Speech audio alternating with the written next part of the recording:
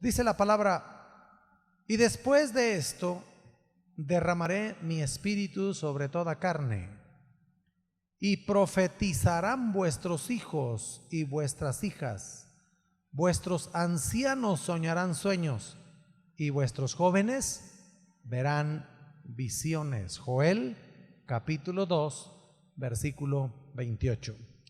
Casualmente, hermanos, esta porción de la escritura es conocida como la promesa del Padre. Esta porción fue escrita aproximadamente 450, 500 años antes de Cristo. Para nosotros es tan común leer Joel 2:28, nos es tan familiar tener Joel 2:28, y sin embargo estamos hablando de una porción que tiene poco más, poco menos de 2500 años. Sin embargo, la escritura dice que cielo y tierra pasará, mas su palabra no pasará. El Padre hizo una promesa y esa promesa se tenía que cumplir, porque usted tiene que saber que las promesas de Dios tienen un tiempo, y posiblemente lo que más necesitamos cada uno de nosotros es aprender los tiempos de Dios. Ahí es donde fallamos, porque siempre estamos esperando que las cosas de Dios se cumplan, las promesas que el Señor nos ha dado se cumplan ya. Y también somos muy egoístas, porque si Dios nos da una promesa que será cumplida en nuestros nietos, como que ya no nos gusta mucho, queremos que se cumpla en nosotros, queremos verla nosotros. Nosotros no podíamos ser parte de los escritores bíblicos, hermanos, porque los escritores bíblicos tomaron palabra del Señor que se cumplió 100, 200, 300, 400, 1000 años antes de Cristo. Por ejemplo, si usted ha leído algún salmo como el Salmo número 2, uno de los llamados salmos mesiánicos, ese salmo fue escrito por David y fue escrito 1050 años antes de Cristo. Y él escribió acerca de la pasión de Cristo. ¿Cómo podía él escribir una cosa así y tener el contentamiento que se necesita para conservar una porción de esa naturaleza? Porque sabe que era un instrumento de Dios para dar una palabra del Señor, y Dios en su tiempo lo iba a cumplir. Esta es pues la promesa del Padre. Pero finalmente un día aquello ocurrió y el Espíritu del Señor fue derramado.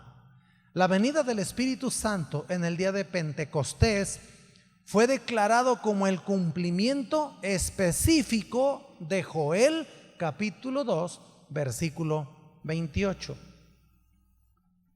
La profecía que prometió esta experiencia a todas las personas de diferentes clases. Juan el Bautista incluyó la predicción del bautismo del Espíritu Santo como aspecto del ministerio del Mesías que habría de venir, y esto ya fue un poquito mejor en ese sentido, en el sentido del tiempo, porque Juan el Bautista comenzó a predicar 4 años antes de que Jesús fuera crucificado. Pero cuando Juan el Bautista estaba en el río Jordán predicando, en Lucas capítulo 3 versículo 16 dice: respondió Juan diciendo a todos: yo a la verdad os bautizo en agua, pero viene uno más poderoso que yo, de quien no soy digno de desatar la correa de su calzado. Él os bautizará en Espíritu Santo y fuego. Esto es Lucas capítulo 3 versículo 16. Hasta ahí parece entonces que la promesa de Dios estaba reservada para un pueblo específico. Esto es para el pueblo hebreo, para el pueblo judío en ese momento. Para aquellos que no saben por qué hebreo, por qué judío. Hebreo es todas las tribus que salieron de Egipto, las 12 tribus de Israel que fueron rescatadas por el Señor y establecidas en Canaán, en la tierra prometida. Después, por su desobediencia y entregarse a la idolatría, fueron castigados por el Señor de acuerdo a las maldiciones establecidas en Deuteronomio capítulo 28. Por favor, es un capítulo que todos deben de leer. Y fueron desarraigados de su tierra y fueron llevados por Nabucodonosor a Babilonia. Ahí en ellos se perdieron 10 tribus prácticamente. 2 tribus regresaron, 2 tribus bien identificadas, la tribu de Judá y la tribu de Benjamín. Fueron las únicas 2 tribus que prácticamente se identificaron y se convirtieron entonces de hebreos, israelitas, a judíos de Judea, de la tribu de Judá. Ya, eso es un poquito de historia. Para decirles que ellos pensaron que las promesas de Dios eran solo para los judíos, solo para los hebreos. Pero en Hechos capítulo 10, versículo 44 dice así: mientras aún hablaba Pedro estas palabras, el Espíritu Santo cayó sobre todos los que oían el discurso, y los fieles de la circuncisión, los judíos, que habían venido con Pedro, se quedaron atónitos de que también sobre los gentiles se derramase el don del Espíritu Santo, porque los oían que hablaban en lenguas y que magnificaban a Dios. Ese fue el día en que el Señor rompió los diques que contenían toda la bendición para las naciones, y salió la bendición que, como la mujer samaritana recibió del Señor Jesucristo, porque la salvación viene de los judíos, le dijo el Señor Jesús a la mujer samaritana. La salvación viene de los judíos, pero se extiende para todas las naciones. Qué bendición tan grande tenemos nosotros. Como dice el libro de Romanos, que Dios no hace acepción de personas. Amén. Eso es una bendición porque nos alcanza a nosotros, porque nosotros no tenemos una ascendencia, o no podemos comprobar una ascendencia judía real. Hay muchos por sus apellidos que posiblemente tienen un trasfondo judío. Alguien por ahí tiene un apellido con un trasfondo judío, pero no lo podemos demostrar, por tanto somos gentiles. Pero ahora en Cristo la bendición nos ha alcanzado. Lo que ocurrió con Pedro ahí, mientras le predicaba a un soldado romano y a su familia, el Espíritu de Dios cayó sobre ellos, y la manera de demostrar esa presencia maravillosa de Dios era con un nuevo lenguaje espiritual, para dar un testimonio de esa llenura poderosa de ese bautismo. Así que entonces, mis amados hermanos, lo que yo estoy tratando de hacer en este momento es darle alguna información de que la presencia del Espíritu de Dios cayó sobre la iglesia del Señor Jesucristo, se extiende hacia los gentiles, todos y cada uno de nosotros, y es una doctrina que permanece de alguna manera. ¿Han oído ustedes la palabra remanente?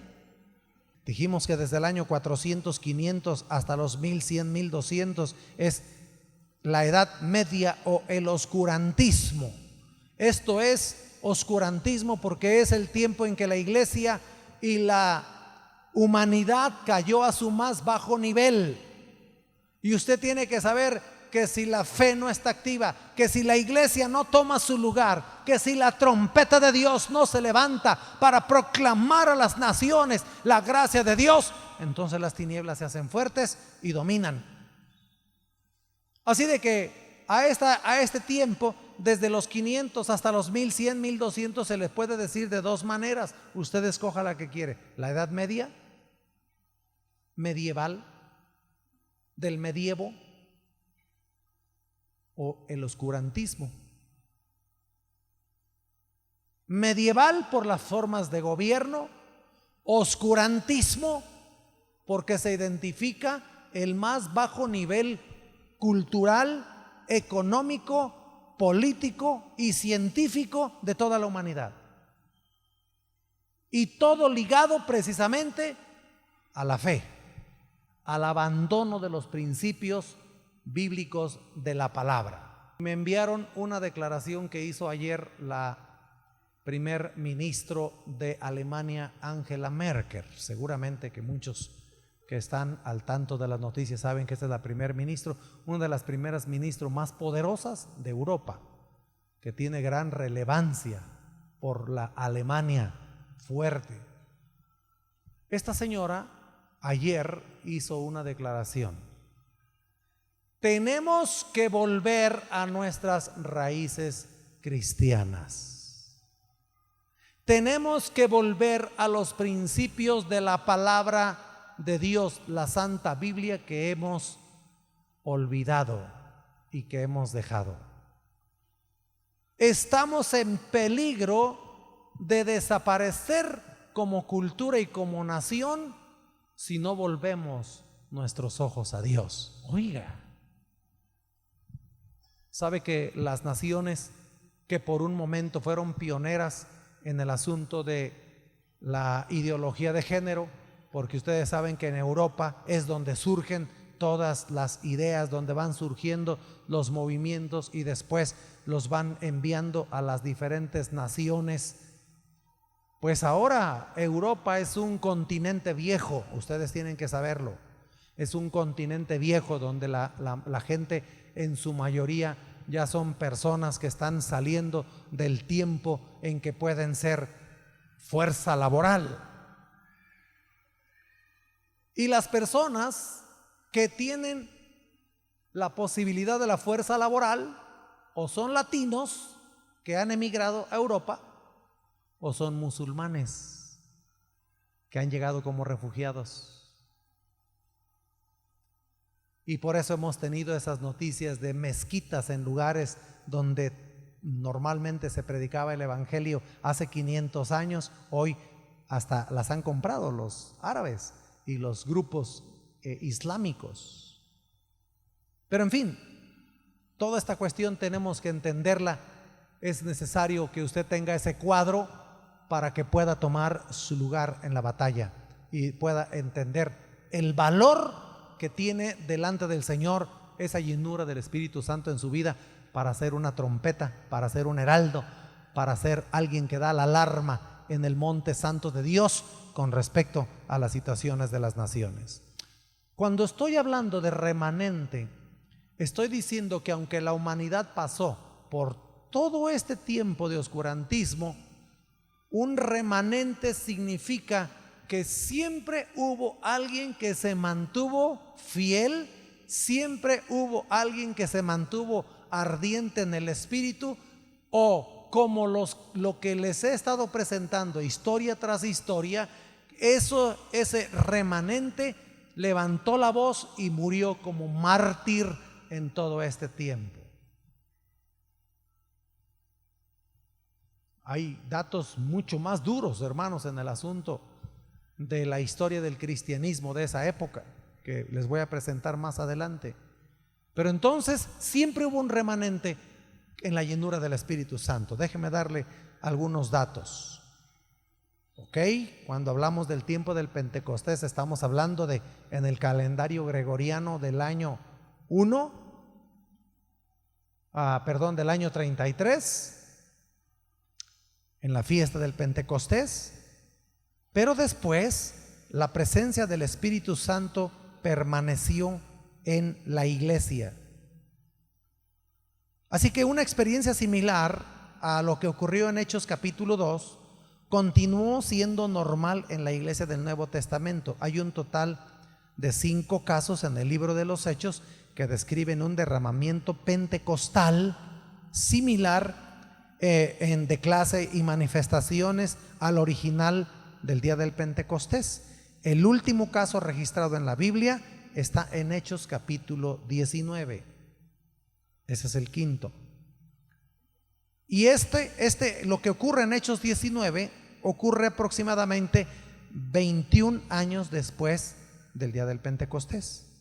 Pero fíjense, tenemos testimonios de experiencias pentecostales en la iglesia primitiva que datan de la fecha de los primeros escritos de los padres de la iglesia. Estos fueron los líderes del segundo siglo. Cuando muere el último de los apóstoles, se levanta otro grupo de siervos, líderes, que se llamó los padres de la iglesia. Y estos tuvieron su ministerio en el siglo II y en el siglo III. Uno de ellos fue Irineo, que vivió entre el 130 y el 200. Él escribió así, escuchen esto es importante para aquellos que tienen cierta resistencia o tienen cierta duda.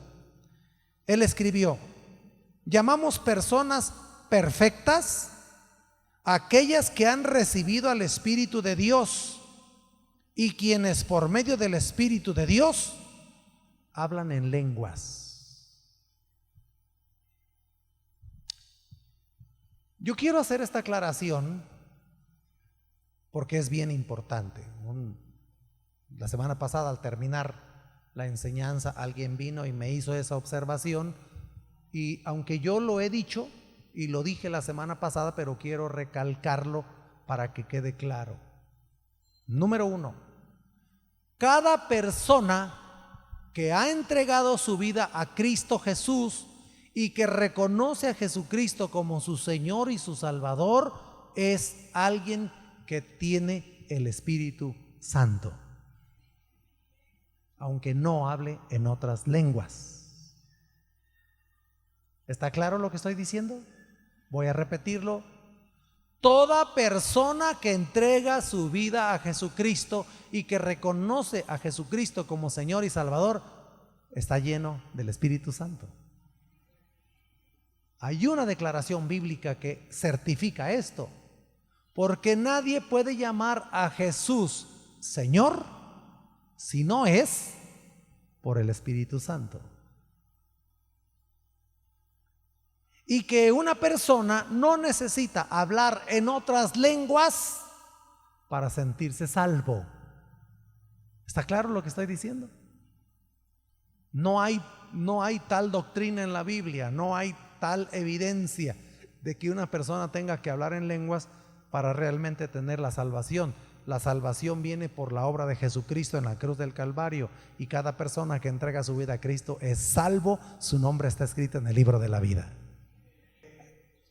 Fíjese que al estar leyendo la historia, es el caso de mi suegra, por eso estoy haciendo este paréntesis. Mi suegra era una mujer ferviente católico romana. Ferviente. Era muy celosa en su catolicismo romano, pero leyó la escritura dentro de la iglesia católica romana y ella se convirtió a Cristo así. Al estar leyendo la historia, la mayoría de los reformadores querían corregir los defectos y querían corregir las situaciones que se habían presentado dentro de la iglesia, porque se había contaminado el mensaje cristiano. Y ese es el asunto con el catolicismo. De repente el catolicismo romano es un montón de cosas menos Cristo. ¿Me estoy explicando, hermanos?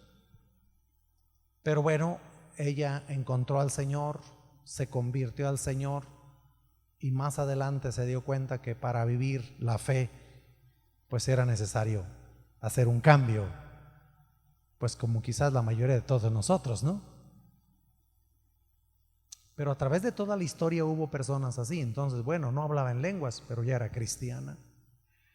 No era parte de una iglesia cristiana evangélica, si queremos decirle, pero ya era cristiana, porque la salvación de la gracia de Dios no se limita a cosas como una iglesia, no se limita a cosas como hablar en lenguas, no se limita a cosas como aprenderse cantos, no, son cosas que a veces la gente maneja equivocadamente. La salvación viene por Jesucristo el Señor. Amén. Jesucristo el Señor es nuestro Salvador. Pero bueno, escuchemos la opinión de los padres de la iglesia. Voy a volver a leerles lo de Irineo, que vivió 130 al 202. Llamamos personas perfectas a aquellas que han recibido el Espíritu de Dios y quienes por medio del Espíritu de Dios hablan en lenguas.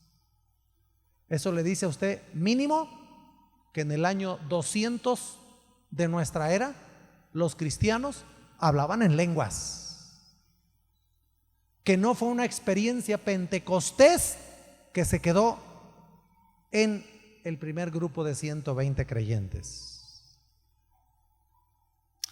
Otro de los famosos, Clemente de Alejandría. Clemente de Alejandría en sus escritos hacía mención de un derramamiento total del Espíritu Santo. Otro más, Tertuliano. Escuchen, hermanos, hoy nosotros tenemos una gran oportunidad de poder conocer historia cristiana, historia real, que no está en libros cristianos. Yo quiero recomendarle, y le voy a hacer aquí un comercial a Google, porque Google lo sabe todo. ¿No es cierto? Sí, yo he ido a Google y le pongo Jacobo Mondragón y sale quién soy, sale dónde vivo, sale a qué me dedico. O sea, sale ahí sale porque sale. Aguas, porque también ya lo tienen usted fichado ahí. Bueno, vayan a Google y pongan Tertuliano, siglo II, y le sale la historia. ¿Ok? De esa manera usted comprueba que lo que yo le estoy diciendo no es tendencioso, en el sentido que estoy manejando una información, acomodándola a algo que yo quiero predicar. ¿Está claro lo que estoy diciendo? O sea, échenle ganas por ahí. Ok, ¿qué decía Tertuliano? Durante la misma época hizo mención de la continua manifestación de los dones del Espíritu Santo. O sea, en el siglo II la iglesia vivía los dones del Espíritu Santo. No tenemos una base bíblica ni histórica para decir que la bendición de la llenura del Espíritu Santo y el derramamiento del Espíritu Santo, el bautismo del Espíritu Santo con la evidencia de hablar en otras lenguas, fue únicamente para los apóstoles, porque los detractores, los enemigos de esta doctrina dice que era solamente para los apóstoles y solamente para la primera iglesia, y que nosotros no necesitamos eso. Y yo te digo algo, no es de acuerdo a la palabra del Señor y tampoco a la historia. La historia dice que en el siglo II el Espíritu Santo se seguía derramando sobre la gente con las mismas manifestaciones que nosotros conocemos. Crisóstomo declaró: todo aquel que era bautizado en tiempos apostólicos inmediatamente habló en lenguas, de inmediato recibieron el Espíritu Santo.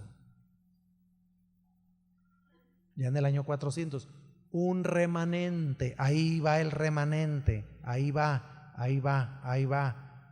Todo aquel que era bautizado en tiempos apostólicos inmediatamente habló en lenguas, de inmediato recibieron el Espíritu. San Agustín, uno de los más grandes teólogos de la iglesia cristiana, que vivió en el 354, que es diferente a otro Agustín de los 1000 y tantos, tengan cuidado. Este es el que vivió en 354 a 430.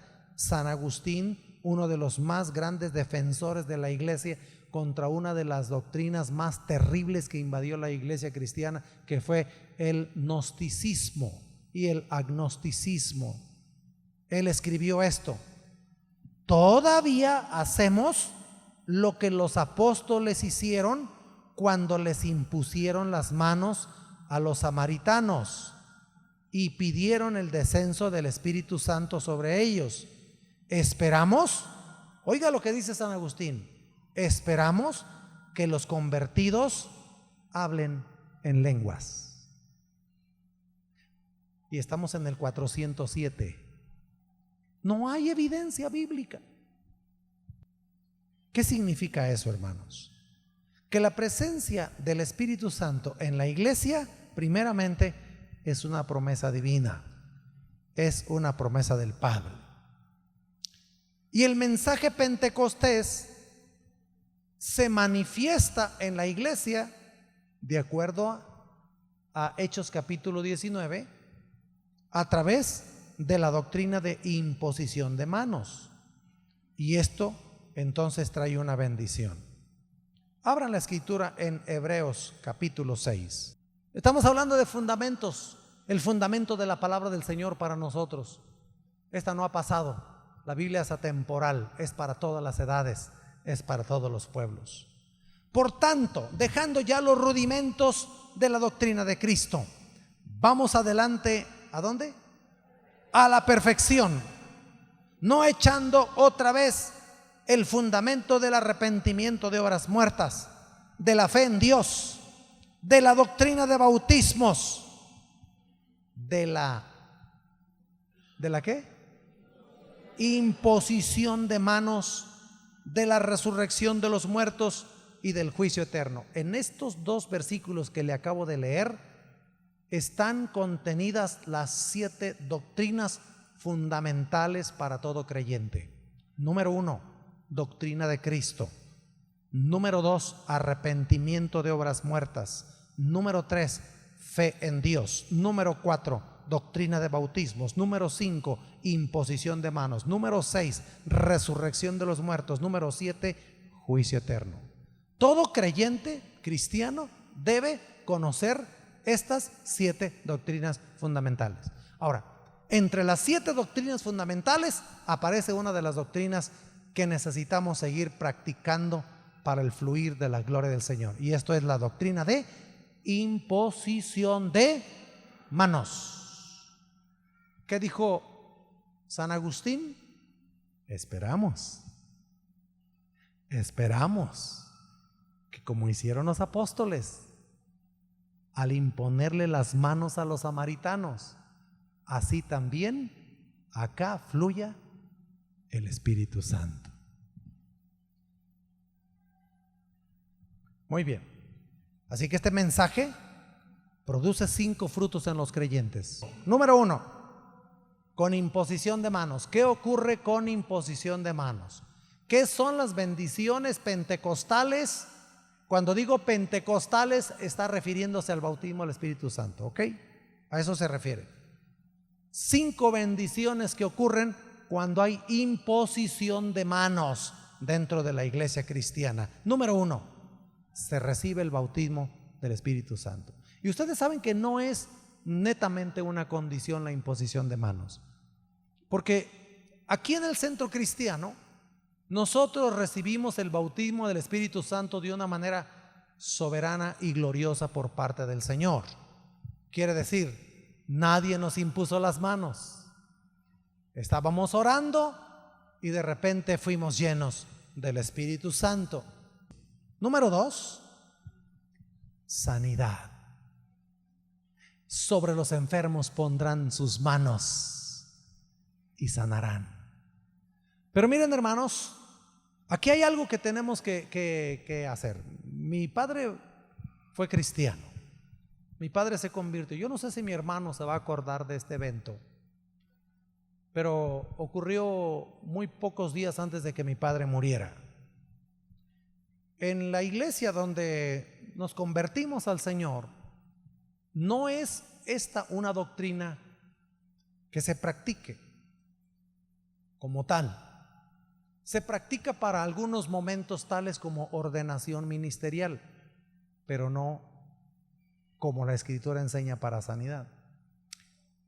No creo que mi hermano haya estado, pero yo recuerdo, mi padre estaba postrado en cama. Mi padre murió de una enfermedad larga de sus riñones y fue visitado por muchas personas, muchos hermanos. Y yo recuerdo a un grupo de 3, 4 hermanos que llegaron. Yo estaba ahí y me quedaron muy grabadas sus palabras, porque dijeron: nunca hemos probado, intentémoslo ahora. Dado que en esa congregación no es una práctica bíblica, esas fueron las palabras de estas 4 personas que estaban ahí y eran unas hermanas de la iglesia. Y dijeron: No lo hemos intentado, intentémoslo ahora. Y le hicieron imposición de manos a mi padre. Como un último recurso, como una mera posibilidad. Nosotros tenemos que cambiar eso y tenemos que saber que cuando hay imposición de manos, Dios va a obrar para sanidad. La segunda bendición de imposición de manos es para sanidad. Número 3, para liberación.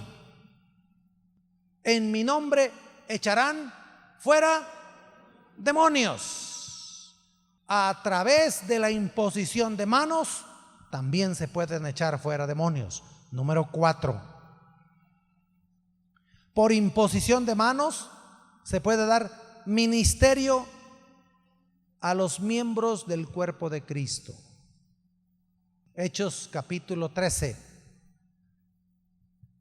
Había ahí en Antioquía maestros y profetas, y estaba ahí Pablo y Bernabé. Y dice que de repente el Espíritu Santo les dijo: apártenme a Pablo y a Bernabé para la obra a la que los he encomendado. Y habiéndoles impuesto las manos, los enviaron, los despidieron. Fue a través de la imposición de manos que ellos recibieron ese ministerio apostólico para sembrar el evangelio.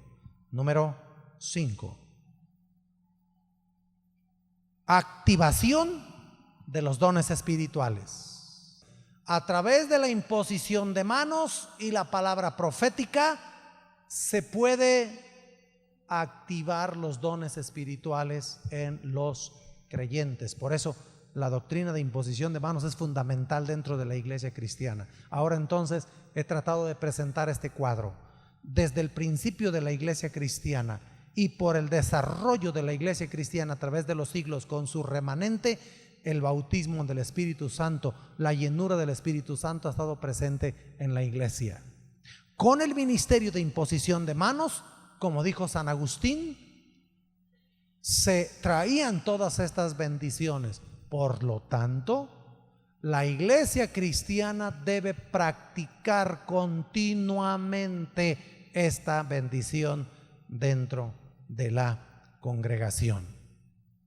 Hermanos, descubrí históricamente que con imposición de manos hay dones y hay ministerios muy específicos que se han desatado con imposición de manos. Ya dije que ministerio a los miembros del cuerpo de Cristo, que puede ser cualquier ministerio. Activación de los dones del Espíritu Santo puede ser cualquiera de los dones del Espíritu Santo, pero hay dos muy específicos que el Señor ha traído a su iglesia en todas las edades. Uno es el ministerio de profecía, el ministerio profético, y los dones, el más común, escúchelo bien, el don más común que Dios imparte a su iglesia es el don de sanidad. En otras palabras, más de los que ustedes se imaginan aquí sentados están esperando la activación del don de sanidad. ¿Por qué razón? Porque Dios quiere sanar. ¿Me escucharon? ¿Y por qué el de profecía? Porque Dios quiere hablar. Dos de las cosas más complicadas en este mundo: que los hombres oigan a Dios. Por eso el don de profecía, el ministerio profético, el ministerio profético es de los más bendecidos a través de imposición de manos, porque Dios quiere hablar. Y el don de sanidad, porque Dios quiere aliviar el dolor humano. Dios quiere sanarte. Ahora, nosotros practicamos la sanidad divina a través de imposición de manos, pero normalmente lo hacemos con la iglesia. Yo les tengo un desafío esta mañana. ¿Listos? Vamos a practicarlos con los no cristianos. Manos levantadas delante de la presencia del Señor. Aleluya. Voy a orar. que el Señor active el don de sanidad en sus hijos. El don de sanidad que Dios quiere activar en todo su pueblo se encuentra en Marcos capítulo 16. En Marcos capítulo 16 se está hablando antes de que venga el bautismo en el Espíritu Santo. En otras palabras, el don de sanidad puede estar en toda la casa de Dios. Padre, en el nombre de Jesús, toca esas manos ahora. Sabemos que son tiempos de avivamiento, Señor, y tiempos de avivamiento son tiempos de salvación. Y sé que tú estás levantando un ejército, Señor, un ejército poderoso. Bendecimos a los 150 hermanos que están en el campamento Vino Nuevo desde el viernes, orando, ayunando, capacitándose para ir a las misiones en estos próximos días. Úngeles con poder, dales autoridad, que haya sanidades, que haya milagros, que haya liberaciones, que haya llenura del Espíritu Santo. Oro, Señor, en el nombre de Jesús, que uses las manos de mis hermanos que están aquí. En el nombre del Señor Jesús, cada persona que tiene sus manos levantadas y que tiene el deseo, el ánimo de dejar que Dios lo ministre y dejar que Dios lo llene y dejar que Dios fluya. Pon aceite fresco en sus manos esta mañana. No el aceite que nosotros tenemos aquí en la plataforma, aceite, ungüento. No, pon tu aceite, Señor. Yo quiero llamar a las personas que están aquí por primera vez o segunda o tercera, que no tienen a Cristo en su corazón. Amigos, Dios te ama. Acabas de oír cuál es el deseo del Padre Celestial. Dos cosas quiere el Padre Celestial. Número uno, quiere hablarte, que escuche su voz. Lo hemos practicado las últimas 2 semanas, desatando el ministerio profético entre nosotros, porque tú eres la trompeta de Dios. Dios quiere hablarte, pero también quiere sanarte. Quiere traer sanidad a tu vida. Y en el estudio de la palabra que tuve esta semana, viendo la llenura del Espíritu Santo, entendí que la sanidad de Dios viene al cuerpo, viene al alma y viene a las finanzas también. Y yo dije, bendito sea el Padre, porque no hay nadie más que conozca nuestras necesidades más que el Padre Celestial. Y está ligado completamente la sanidad en todas estas áreas. Sanidad en el cuerpo, sanidad en el alma y sanidad en las finanzas, porque Dios quiere que tengas paz. Aleluya. Reciban esta unción esta mañana en el nombre de Jesús. Ay, ya estoy hablando a mis amigos que están por primera vez y me distraigo porque hay un fluir de la gloria del Señor. Y yo estoy seguro que Dios quiere hablarle a alguien y decirle: ten paz, yo tengo tus finanzas en control esta mañana. Ten paz, yo tengo este dolor en control esta mañana. Ten paz. Si tú estás aquí por primera vez, entrega tu vida a Cristo. Entrega tu vida al Dios de amor. Entrega tu vida al Dios de gracia. Y si hay alguien aquí que no tiene a Cristo en su corazón, que vino por primera vez, haga esta oración de fe y entréguese al Señor. Haga esta oración de fe. Señor Jesús, gracias por tu palabra. Reconozco que soy un pecador. Padre, perdona mis pecados. Me arrepiento. Te abro mi corazón y te recibo como mi Señor y mi Salvador. Yo me entrego a ti. Dígalo con convicción: yo me entrego a ti. Tómame en tus manos. Cambia mi vida. Te lo pido, Padre, en el nombre de Jesús. En el nombre de Jesús. Amén.